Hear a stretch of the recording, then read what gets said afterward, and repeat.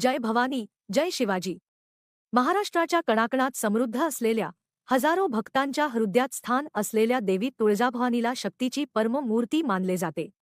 आज आपण देवी तुळजाभवानीच्या प्रेरणादायी इतिहासाला, तिच्या अद्भुत चमत्कारांना आणि भक्तांच्या अनुभवांना जाणून घेणार आहोत. देवीच्या या दिव्य महिमेला आणि तिच्या भक्तांच्या अनोख्या अनुभवांना आजचा हा व्हिडिओ समर्पित. आई तुळजाभवानीची कहाणी पुराणांमध्ये उल्लेखली जाते.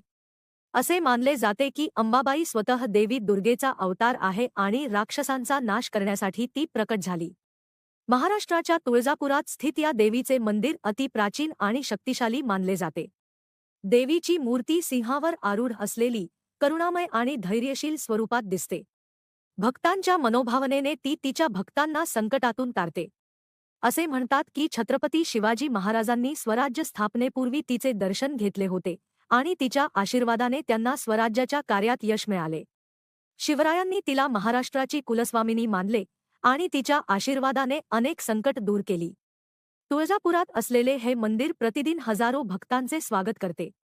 येथील पहाटेची काकड आरती, अभिषेक आणि भक्तांची देवाप्रती निस्सीम श्रद्धा बघण्यासारखी आहे. विशेषतः नवरात्रोत्सवाच्या काळात देवीचे मंदिर दाराबाहेरपर्यंत भक्तांनी भरून जाते. येथील मुख्य प्रसाद तुळजाभवानीचा महाप्रसाद विशेष पवित्र मानला जातो. भक्तांना असे वाटते की या प्रसादाने त्यांचे आयुष्य परिपूर्ण होते. तुळजाभवानीच्या दर्शनाने भक्तांना नशांती मिळते, त्यांच्या संकटांचा नाश होतो आणि त्यांना नवचैतन्य प्राप्त होते. देवीची उपासना भक्त वेगवेगळ्या प्रकारे करतात. कोणी तिच्यासाठी उपवास धरतो, तर कोणी विधीपूर्वक अभिषेक करतो. प्रत्येक भक्ताला तिच्या रूपात एक मातृत्व आणि संरक्षणाची भावना आढळते. आधुनिक युगातही तुळजाभवानीची उपासना भक्तांमध्ये असाच श्रद्धेचा झळा निर्माण करते.